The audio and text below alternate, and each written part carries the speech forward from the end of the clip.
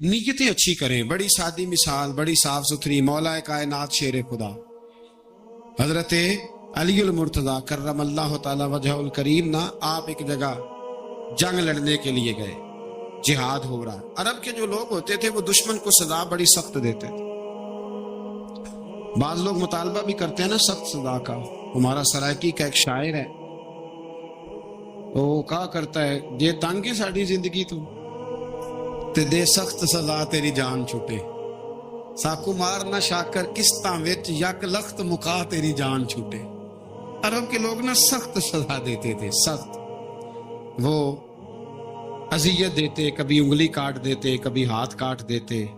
مختار سقفی نے جب امام علی مقام رضی اللہ تعالیٰ عنہ کے قاتلوں کو قتل کیا تو زیادہ تر کی گردنیں نہیں کاٹی، بلکہ اس نے ہاتھ پیر کاٹ کے لوگوں کو جنگلوں میں پھینک دیا تھا. تڑپ تڑپ کے لوگ مر گئے. اسلام اس اذیت کا قائل ہے. اہل عرب اذیت دیتے تھے، بلکہ دشمن جب نڈھال ہو کے گر جاتا تھا نا تو اس پر گھوڑے دوڑا دیتے تھے. گھوڑے دوڑ جاتے تھے اس پر، لاشیں مسک کر دیتے، ناک کان آنکھیں نکال ڈالتے، ٹکڑے کرتے تھے وجود کے، اذیت دیتے تھے. تو جب کوئی آدمی کسی کے نرگے میں آ جاتا تھا نا، قابو میں آتا تھا، تو اس کی خواہش ہوتی تھی کہ میں مارنے والے کو غصہ دلاؤں تاکہ مجھے جلدی مار دے، اذیت نہ دے، تکلیف نہ دے، مجھے جلدی مار ڈالے، جلدی قتل کر ڈالے. یہ ان کا مزاج ہوتا تھا، رویہ ہوتا تھا. حضرت مولا علی شیر خدا کرم اللہ تعالی وجہ الکریم دشمن پر غالب آ گئے. جب غالب ہوئے تو اس نے معاذ اللہ حضرت علی پر تھوک دیا. کافر تھا، اس کا ارادہ یہ تھا کہ میں حضرت علی کو غصہ دلاتا ہوں تاکہ یہ مجھے جلدی مار دے. لیکن اسے نہیں پتا تھا یہ علی ہے. اسے نہیں خبر تھی کہ یہ جو خمیر ہے نا، ان کی تربیت مدینے والے محبوب نے فرمائی ہے. یہاں جو چمک دمک ہے اس کا رنگ ساری دنیا سے نرالا ہے، انوکھا ہے، شاندار ہے، وزادار ہے، کمال ہے. کہا حضرت علی پر معاذ اللہ میں یہ کام کرتا ہوں تاکہ وہ جلدی قتل کر دیں گے. لیکن جب اس نے مولا علی کی طرف یہ نازیبا حرکت کی تو حضرت علی نہ تلوار چھوڑ کے پیچھے ہٹ گئے. توجہ کرنا، رزلٹ دیکھنا. مولا علی پیچھے ہٹ گئے اور فرمانے لگے جا تو آزاد ہے. وہ کہنے لگا میں آزاد ہوں، کس طرح، کیسے؟ تو حضرت علی فرمانے لگے میرا تیرا ذاتی جھگڑا تو کوئی نہیں نا، نہ تو نے میری زمین پہ قبضہ کیا، نہ میرا مال لوٹا، نہ میری عزت پر ہاتھ ڈالا. میرا تیرا جھگڑا اللہ کی رضا کے لیے، خالص اس لیے کہ تو اللہ کی نافرمانی کر رہا، خالصتاً اس لیے تیرا اور میرا یہ جھگڑا ہے. باقی جہاں تک تعلق اس بات کا ہے کہ اب تو نے میری ذات شامل کر دی، اب تو نے مجھے تکلیف دے دی، اب تو نے مجھے اذیت میں مبتلا کر دیا. تو حضرت مولا علی شیر خدا فرمانے لگے اب ذات آ گئی ہے میری بیچ میں، اب میری ذات بیچ میں آ گئی ہے. اب اگر میں تجھے قتل کروں گا تو لگے گا میں نے اپنے ذاتی غصے میں قتل کیا. لہٰذا اب معاملہ یہ ہے کہ میں تجھے آزاد کرتا ہوں، اب تو چھٹی کر سکتا ہے، جا سکتا ہے، دوبارہ کبھی میرے ہاتھ آئے گی تو دیکھی جائے گی. مولا کائنات نے اسے چھوڑ دیا، لیکن وہ حضرت علی کا غلام بن گیا. وہ غلام بن گیا، کہنے لگا علی اب سمجھ آئی ہے کہ دین کتنا شاندار ہے، دین کتنا اعلیٰ ہے، دین کی قدریں کتنی پاکیزہ اور کتنی حسین ہیں اور کتنا منور ہے محبوب کریم کا دین. آپ مجھے کلمہ ہی پڑھا دیں. گویا جو بندہ تلوار سے فتح نہ ہو سکا وہ مولا علی کے خلوص سے فتح ہو گیا. حضرت علی کے خلوص سے، للہیت سے، اللہ کے ساتھ جو ان کا رشتہ تھا، اس رشتے کی برکت سے وہ آدمی فتح ہو گیا. میرے بھائی، ہمارے معاملات کے اندر للہیت ختم ہوتی جا رہی، خلوص نہیں رہا. کرامتیں ہیں، کہانیاں ہیں، داستانیں ہیں، الزامات ہیں، جھوٹ ہے، فریب ہے، فراڈ ہے، بڑا کچھ ہے. اگر نہیں ہے تو خلوص نہیں ہے. اگر نہیں ہے تو ہمارا اللہ اور اس کے رسول کے ساتھ رضا والا معاملہ نہیں ہے. کسی چیز کو اس کی حقیقت کی بجائے ہم تصورات کی دنیا میں جا کے، خیالات، توہمات اور افواہوں کی دنیا میں جا کے اس کو قبول کرتے ہیں. یاد رکھو، جن لوگوں کی زندگیاں اللہ کی رضا کے لیے تھیں وہ لوگ بڑے اچھے تھے. بڑے خوش بخت تھے، بڑے خوش نصیب تھے. انہیں بدر کے میدان میں گردنیں کٹانے میں بھی بڑا ہی مزہ آیا تھا. انہیں آپ دیکھیں نا، احد کے میدان میں جانے دینے میں بھی انہیں بڑا مزہ آیا. جب آدمی میں خلوص ہوتا ہے تو اس کے لیے جان قربان کرنا بھی آسان ہو جاتا ہے. لیکن جب خلوص نہیں ہوتا، پھر گفتگو ہوتی ہے، پھر باتیں ہوتی ہیں، پھر داستانیں ہوتی ہیں، پھر کہانیاں ہوتی ہیں، پھر لب و لہجہ ہوتا ہے، پھر منصوبہ سازی ہوتی ہے، پھر ہیلے بہانے، پھر سگرے کبرے جوڑ کے لوگ کہانیاں اور داستانیں بناتے ہیں. خلوص اور للہیت کے ساتھ اللہ کی بارگاہ میں جھکیں.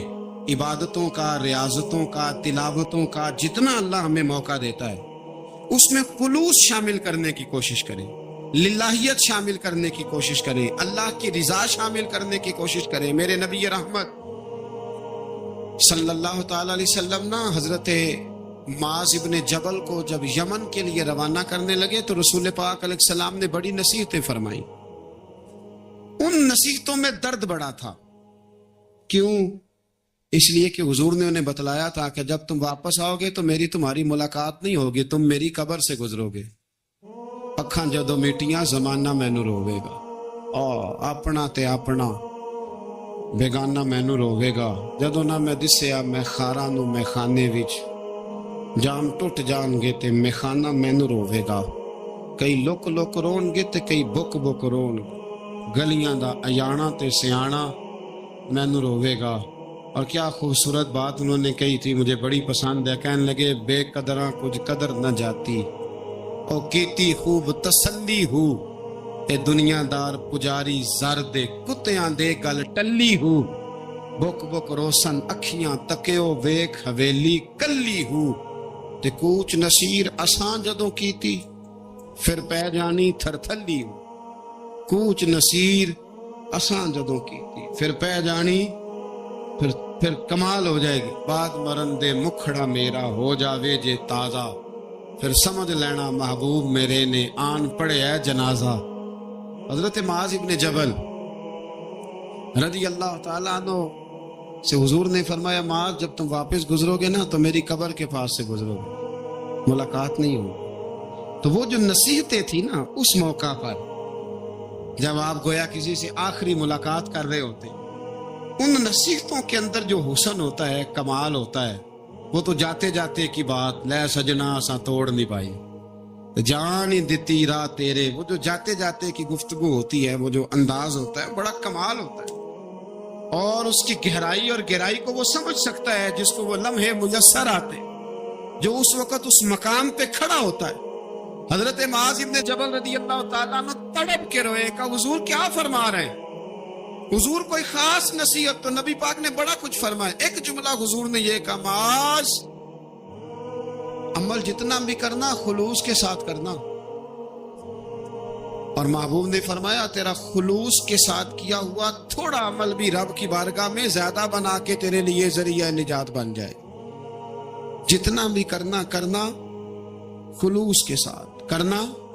بولیے، خلوص کے ساتھ کرنا، للہیت کے ساتھ کرنا. اس کے اندر کوئی کمزوری نہ آنے پائے. للہیت کے ساتھ، خلوص کے ساتھ، رواداری کے ساتھ، پیار کے ساتھ کرنا.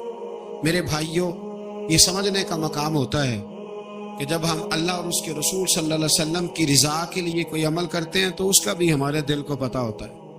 اور جب اندر ریاکاریاں ہوتی ہیں تو ہمارے دل کو اس کا بھی پتہ ہوتا ہے. ہمیں دونوں باتوں کی خبر اب ہمیں خود سوچنا ہے، ہمیں خود فکر کرنی ہے، غور کرنا ہے کہ ہمارا انداز. ایک بزرگ تھے امام غزالی نے لکھا ہے، انہوں نے 7 سال پورے پانچوں نمازیں جماعت کے ساتھ پڑھی اور پہلی صف میں تکبیر اولیٰ کے ساتھ پڑھی. 7 دن نہیں پوری پڑھی جاتی پانچوں نمازیں پہلی صف میں پہلی تکبیر کے ساتھ. 7 پہلی صف میں تکبیر اولیٰ کہتا ہے امام نے اللہ اکبر کہا پہلی تکبیر میں تو ہم نے بھی ساتھ ہی اللہ. پہلی صف میں 7 سال تک پانچوں نمازیں تکبیر اولیٰ سے بہت بڑا کارنامہ ہے، بہت بڑی بات ہے. مطلب بندہ یہاں سے اٹھ کے آتے ہیں، وضو کرتے کوئی معاملہ آ گیا، کوئی مطلب اس کو حاجت ہو گئی استنجا وضو کی، تو وہ ٹائم نکل جاتا ہے. کئی دفعہ ایسے ہوتا ہے. 7 سال پورے نماز پڑھی تو کہتے ہیں 7 سال کے بعد نا ایک دن 8واں سال لگا ہوا تھا تو بزرگ فرماتے ہیں میں ذرا لیٹ ہو گیا، تکبیر اولا تو مل گئی پر پہلی صف نہ ملی، تیسری صف میں جگہ ملی. بزرگوں کے تقوی دیکھیے گا. فرماتے تیسری صف میں نے نماز پڑھی تو میرے دل کے اندر خیال آیا یار لوگ کیا سوچیں گے کہ اتنا اچھا اس کا ریکارڈ تھا، پہلی صف میں یہ نماز پڑھتا تھا تو آج تیسری صف میں لوگ کیا سوچیں گے. فرماتے ہیں جب یہ لفظ زبان پہ آیا تو میرا ضمیر بول پڑا، جب یہ سوچ دل میں آئی تو میرا اندر تڑپ اٹھا، چھم چھم میرے آنسو نکلنے لگے، میں رویا. اور فرماتے ہیں لوگ چلے گئے اور میں نفل پڑھتا روتا رہا. میں نے کہا اللہ مجھے یوں لگتا ہے وہ 7 سال تک پہلی صف میں جو نمازیں پڑھتا رہا وہ تو لوگوں کو دکھانے کے لیے پڑھتا رہا. فرماتے میں نے 7 سال کی نمازیں قضا پڑھی، قضا نمازیں پڑھی، اس لیے کہ مجھے سمجھ آئی کہ وہ نماز اللہ کی رضا کے لیے نہیں تھی، وہ تو بندوں کو ریکارڈ بنانے کے لیے. میں نے وہ 7 سال کی نمازیں قضا پڑھی. اور فرماتے اب دوبارہ سے جب میں جاتا ہوں تو پھر میں اپنے دل پہ غور کرتا ہوں کہ پہلی صف تکبیر اولا پر یہ بتا نیت کیا ہے، یہ بتا کہ تیرا ارادہ کیا ہے. شیخ سعدی فرمایا کرتے تھے تیرے وجود کا قبلہ تو سیدھا ہے، دل کے قبلے کی بھی بات بتاؤ. تیرے وجود کا قبلہ درست ہے پر دل کے قبلے کی بھی، ہاں خودی کا سر نہاں لا الہ الا اللہ، خودی کا تیغ فساں لا الہ. یہ دور اپنے ابراہیم کی تلاش میں ہے. صنم کدا ہے جہاں لا الہ الا اللہ، صنم کدا ہے جہاں لا الہ الا اللہ. اور اگرچہ بت ہیں جماعت کی آستینوں میں پر مجھے ہے حکم ازاں لا الہ الا. تو یہ جو ہمارا مزاج ہے لوگوں کو دکھانے کا، بتانے کا، سنانے کا. شیخ ابو العباس مرسی فرماتے کہ مجھے کئی دفعہ محبوب کریم علیہ السلام کا دیدار نصیب ہوا. میرا اور حضور کا معاملہ تھا، پھر میں نے لوگوں کو بتانا شروع کر دیا. فرماتے ہیں پھر انہوں نے آنا چھوڑ دیا، اس لیے کہ کچھ باتیں ایسی ہوتی ہیں جو بتانے کی نہیں ہوتی، لیکن کچھ بندوں کو بشارتیں ہوتی بڑی ہیں، وہ ان بیچاروں کو بد ہضمی ہو جاتی ہے. وہ بتائیں نا جب تک 20 لوگوں کو، تب تک ان کی وہ بد ہضمی ختم ہے.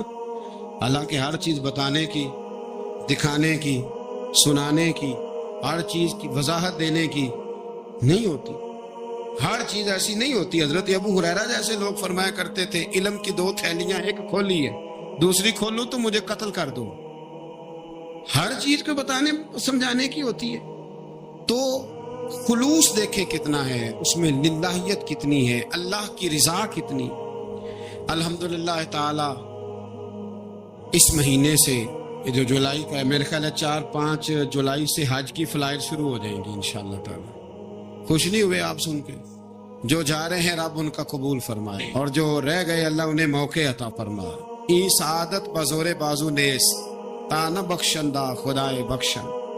یہ سعادتیں بازو کی قوت سے نہیں ملتی، تبھی ملتی ہیں جب اللہ عطا کرتا ہے، جب رب اپنے فضل سے عطا کرتا ہے پھر یہ سعادتیں ملتی ہیں. لوگ حج کے لیے جا رہے ہیں، اور آپ کو پتہ ہے حج بھی آج کل 7 حج ہوتا ہے، 7 سیلفی ہوتی ہے، آخر تک چلتا. ایک بزرگ کے حضرت ابو مرتعش ان کا نام تھا، وہ فرماتے ہیں میرا 4-5واں حج تھا، نفلی حج کرنے کے لیے میں جا رہا تھا.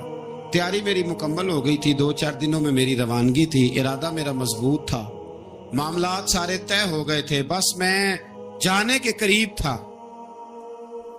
فرماتے ہیں کہ میں ایک دن گھر میں بیٹھا تھا، اماں جی نے نا کہا بیٹا ذرا پتر ذرا پانی کا پیالہ دینا.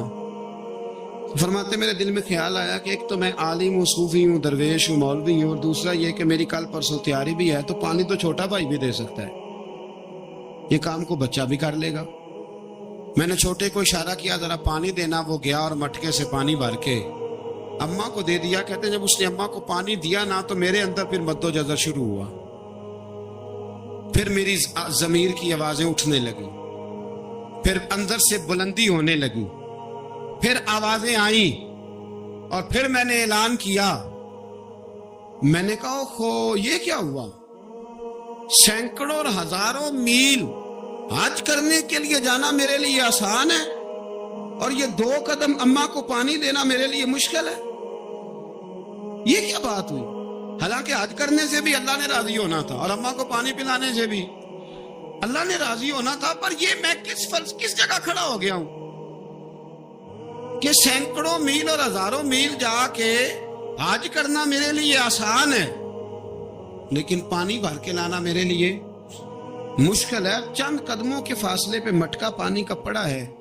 فرماتے ہیں بس اسی وقت پھر مجھے سمجھ آئی کہ وہ حج میں لوگوں نے ذرا حاجی حاجی کہنا ہے نا، حج میں لگا شور اٹھے گا نا کہ چھٹا حج کر کے آیا ہے، حج میں ذرا آوازیں اٹھیں گی نا ماشاءاللہ کیا بات ہے، پھول ڈلیں گے اور پتیاں گریں گی اور نام ہوگا، لیکن اماں کو پانی دینے سے کسی نے اعلان تو نہیں نہ کرنا، شاباش تو نہیں نہ دینی، کسی بندے نے آواز تو نہیں نہ اٹھانی۔ فرمایا میں اسی وقت اسی لمحے اٹھ کے ماں کے قدموں میں بیٹھا اور پیر پکڑ کے کہا ماں مجھے معاف کر دے۔ ماں کہنے لگی بیٹے کیا ہوا؟ میں نے کہا ماں مجھے سمجھ آ گئی، آج میرا نفلی ہے، میں اس سال نہیں جاؤں گا، اگلے سال جاؤں گا، اب یہ پورا سال میں تیری نوکری کروں گا، میں تیری خدمت کروں گا، تیرے پیر دباؤں گا، تیرے لیے کھانا لاؤں گا، میں تیری ڈیوٹی کروں گا، اس لیے کہ مجھے سمجھ آئی ہے کہ نیکی کا تصور اصل میں ہے کیا۔ ہم بالعموم وہ نیکی کرنے جا رہے ہوتے ہیں جو نیکی بھی ہوتی ہے اور دنیا میں اس کا نام بھی ہوتا ہے، تذکرہ بھی ہوتا ہے، اس کی وجہ سے ہمارا قد بھی اونچا ہو رہا ہوتا ہے۔ حالانکہ نیکی کا تصور تو بڑا چھوٹا سا ہے، کل معروف صدقہ، مسکرا کے ملنا بھی نیکی، رزق حلال کما کے بچوں کو کھلانا بھی نیکی، گلی سے پتھر اور کانٹا اٹھا دینا بھی نیکی، پر ہمیں تو کوئی لمبی چوڑی نیکی چاہیے، کوئی بڑی نیکی چاہیے۔ اس لیے بہت سارے ایسے لوگ ہیں جو نیکیاں ان کے پہنچ میں ہوتی ہیں وہ نہیں کرتے۔ وہ محرم کے ایام میں نا ایک جگہ پہ حاضری کا موقع ملا تو وہاں ایک صاحب کہہ رہے تھے ہم مریں گے، لڑیں گے، جانیں دیں گے، قربانی دیں گے، ہم امام علی مقام کی سنت ادا کریں گے، سارا کچھ کریں گے۔ تو بعد میں وہ میرے پاس بیٹھے تو میں نے انہیں کہا کہ جب جنگ کا موقع آئے گا تو انشاءاللہ لڑیں گے، جانے بھی دیں گے، پر ابھی آپ یہ کام کریں کہ امام حسین ایک رات میں پورا قرآن پاک پڑھا کرتے تھے، یہ والی سنت امام حسین کی شروع کریں، یہ والی سنت ابھی آپ سٹارٹ، جب وہ موقع آئے گا تو انشاءاللہ وہ کام بھی کریں گے، تو یہ والی سنت آپ سٹارٹ کریں امام صاحب کی۔ امام صاحب 100 نفل پڑھا کرتے تھے فرض نماز کے علاوہ روزانہ، 100 رکعت نماز نفل، تو آپ یہ والی سنت امام حسین کی شروع کریں نا، تو جب کربلا سجانے کی باری آئے گی تو پھر کربلا بھی سجا لیں گے۔ لیکن ہم نے یہ والے کام نہیں کرنے، نمازیں 5 پوری نہیں پڑھنی، ہم نے تو صرف کربلا والی سنت ادا کرنی، نعرے لگانے ہیں، وہاں تک پہنچنا ہے۔ میرے عزیز یاد رکھیں، اللہ کی رضا ہر جگہ پیش نظر ہو۔ میرے رسول کریم صلی اللہ تعالی علیہ وسلم کی عالی مرتبت خدمت میں ایک جنگ کے موقع پر صحابہ نے عرض کیا تھا کہ یا رسول اللہ صلی اللہ تعالی علیہ وسلم فلاں آدمی بڑی ہمت سے لڑ رہا ہے، جہاد کر رہا ہے، بڑی بات ہے، تو حضور نے فرمایا یہ جہنمی ہے، جہاد کر رہا تھا، توجہ ہے میری بات پر؟ حضور نے فرمایا یہ جہنمی ہے، یہ دوزخی ہے، یہ بندہ جنتی نہیں۔ جب سرکار دو عالم صلی اللہ تعالی علیہ وسلم نے یہ بات ارشاد فرمائی تو صحابہ کہتے ہیں ہمیں تجسس ہوا کہ یہ کیا بات ہوئی، اتنی ہمت سے، جوان مردی سے، اتنی وہ دلیری سے لڑ رہا ہے اور حضور نے فرما دیا دوزخی ہے۔ کیسے دوزخی کیسے؟ تو ایک صحابی کہنے لگے میں اس کا پیچھا کرنے لگا، جب پیچھا کرنے لگا تو اس پر نا کچھ زخم کاری لگ گئے تھے، زخم گہرے تھے، وہ زخموں کو برداشت نہ کر سکا اور ایک مقام ایسا آیا کہ اس نے خود اپنے پیٹ میں خنجر لگا کے، پیوست کر کے، خنجر مار کے یا تلوار مار کے یا نیزہ مار کے اس نے خودکشی کر لی، زخموں کی تاب نہ لا سکا۔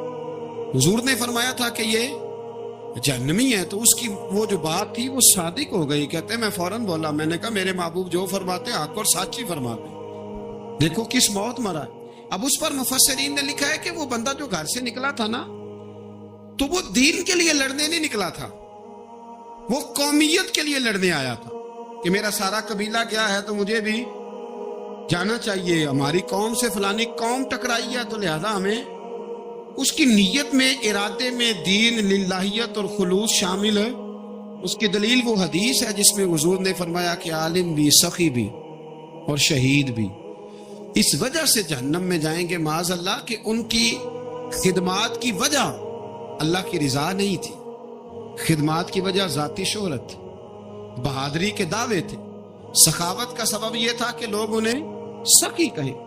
خلوص والا جو عمل ہوتا ہے نا، خلوص والا، وہ تو بڑا تھوڑا بھی ہو تو قبول ہوتا ہے، اس میں بڑی دیکھیں نا، اللہ کی بارگاہ میں مقدار نہیں دیکھی جاتی، معیار دیکھا جاتا ہے، مقدار نہیں دیکھی جاتی، معیار دیکھا جاتا ہے۔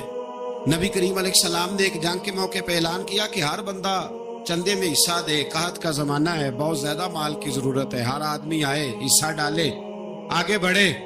جب سرور دو عالم صلی اللہ تعالی علیہ وسلم نے یہ اعلان فرمایا، حضور نے حکم دیا تو بڑا بڑا مال دیا۔ حضرت عثمان غنی نے کئی سو اونٹ دیے مال کے بھر کے، حضرت صدیق اکبر نے بھی بڑا دیا، فاروق اعظم نے بھی آدھا مال دیا، حضرت عبد الرحمن ابن عوف جیسے لوگوں نے ہزاروں اور لاکھوں دینار دیے۔